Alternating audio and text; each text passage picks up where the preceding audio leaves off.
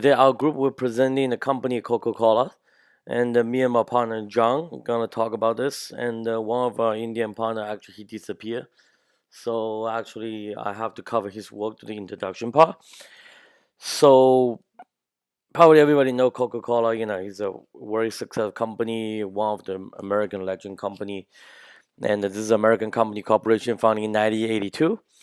From selling one type of drink, Coca-Cola, to nowadays become a total beverage company with more than 2,800 products available in more than 200 countries. Coca-Cola is one of the is largest beverage manufacturer and distributor in the planet Earth. And actually, Coca-Cola also one of the largest companies in the non-alcoholic beverage industry. That's the industry it belongs to. Fun fact, actually, Coca-Cola started to sell alcoholic beverage in Japan since last year. And actually, how crazy it is, Coca-Cola and then its competitor Pepsi Cola occupy 60% of non-alcohol beverage global market, and actually Coca-Cola occupy 40% out of it. But even Coca-Cola is so successful doesn't mean it doesn't have any competition outside, or it doesn't have any threat coming outside. So I'm analyzing 5 different points actually from the Porter's model, to show there's a couple of things that Coca-Cola have to pay attention. Number one is pay attention to competition in the industry. There are actually a decent number of major competitors of Coca-Cola, like Pepsi Cola, Dr. Pepper, Snapper, Red Bull, and then Nestle. Those companies are actually growing very, very fast. They all try to, mimic what Coca-Cola have accomplished, and actually they're starting, taking the market actually from Coca-Cola in multiple different countries. And the second thing is really about potential of new entries in the industry. This actually is not that very complicated industry to enter. Now you can see a lot of small companies try to enter the market to actually introduce more healthier, better taste drinks, to actually take in the market from Coca-Cola. And third thing I want to talk about is the power of supplies. The supplies definitely have a power to drive price down, price up. Think about this, especially trade was happening. If anything, the material coming from China, we 100% drive the Coca-Cola products, the price go up because the manufacturer price is going to go up, the material going to go up, so definitely the product price is going to go up for sure. And the fourth one is to talk about the power of customers. Nowadays, customers become more and more picky. They just not just, hey, buying Coca-Cola is simple, but they don't have Coca-Cola. They don't have to get Coca-Cola. They can get Pepsi Cola. They can get some other thing as a substitute. And then nowadays, because society promoting house driven, that's the reason most people don't want to drink Coca-Cola because so much sugar there is actually not that good for their health. The next one is really about stress of the substitutes. The whole industry have a lot of competition towards a good amount of substitutes.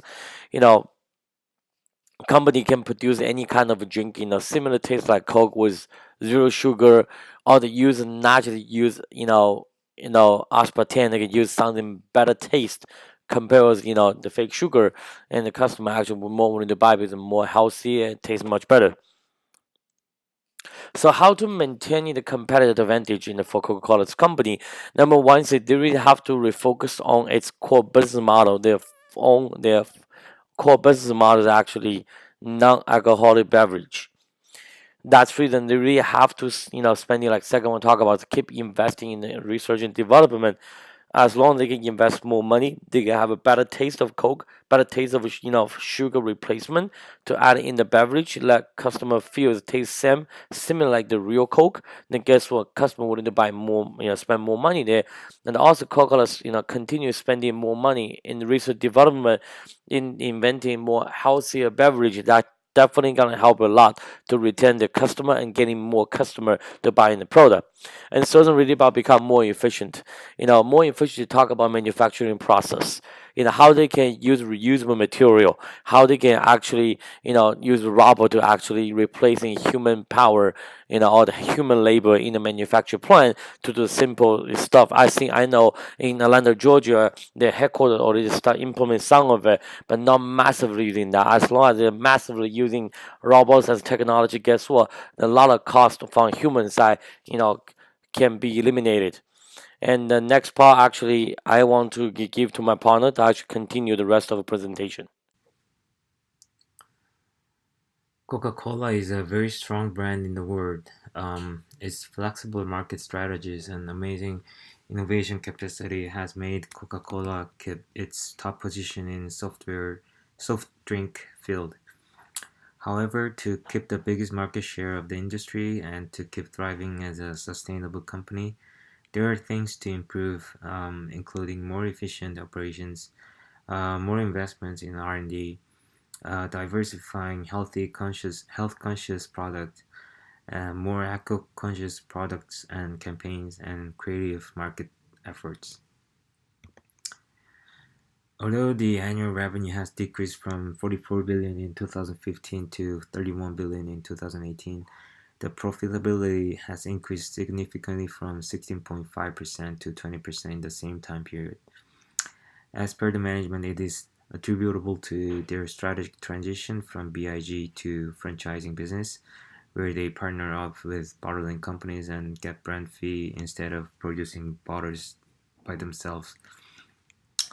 Um, so recently, to improve their efficiency and scale of its local partners, they signed an agreement to refranchise all its bottling operations in China in a move to return its focus to the company's core strengths.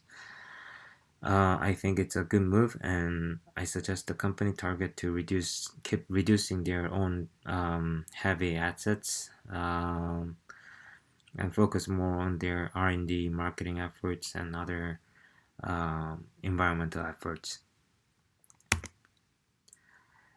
So, as everyone knows, R&D plays a very important role in the success of a business. R&D contributes to sustainability of business. In March 2019, Coca-Cola CEO James Quincey announced that he would set up an R&D center in India to make India one of the top three markets. I guess this is a smart move, and I suggest the company set up more R&D centers in major markets and invest more in R&D.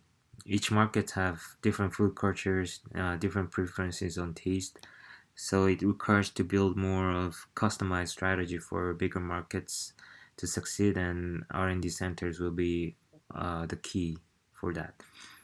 And one concern I have is that Coca-Cola is buying their own stocks recently. It has increased the treasury stocks from 55 billion in 2015 to 64 billion in 2018. It's not always the case, but generally the company buys their own stocks when they don't know where to invest or have less confidence in the future market environment or their own performance. So I suggest they spend less in buying their own stocks and increase in R&D investment for their long-term growth. The main market that Coca-Cola focuses is young generations. Coca-Cola establishes its image as energetic, healthy, and friendly to reach the young generation markets. However, the labels of junk food and cause obesity epidemic are the original sins of soft drinks. To get rid of this image, Coca-Cola not only window dressing its brand image, but also make profits from other non-soft drink fields. The Coca-Cola company is the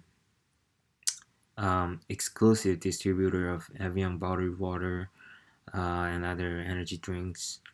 In addition to selling its own Dasani brand water, Minute Maid juices, and Powerade sport drinks. I think the company should put more efforts and focus to diversify their non-soft drink field products and increase the market share in the healthy beverage market and decrease the risk of just focusing one specific product, which is Coke. The Coca-Cola Company and its bottler have been at the forefront in helping solve environmental litter and solid water waste issues for more than 20 years. Coca-Cola touches the lives of billions of people around the world, and that their responsibility to them includes conducting their business in ways that help preserve the environment. It's already reducing the number of their plants trading and returning water to nature, what is known as water stewardship program.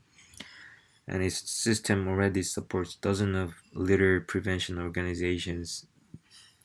What it can do on top of that is to use eco-friendly bottle such as paperback or biodegradable materials, not using plastics. In 2011, Coca-Cola launched their Share a Coke identity-based campaign that still runs to this day and continues to resonate with consumers.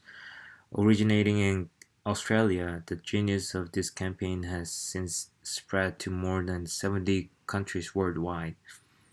The Coca-Cola team launched this campaign to reconnect with younger generation who weren't drinking as much of their product. In fact, 50% of Australian teens and young millennials at the time of the campaign launched had never tasted Coke.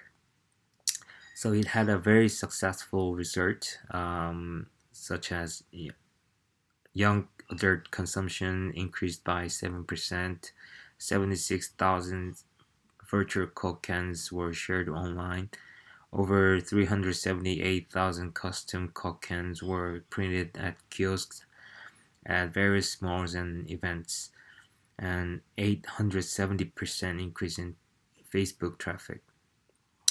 So by adding a simple personal touch to their label, the brand was able to not only increase their sales but bolster their culture status among a younger generation. I think Coca-Cola should do more of this kind of creative marketing strategies on top of event-driven marketing, such as um, promoting their brand through World Cup or other sports events. Thank you for watching.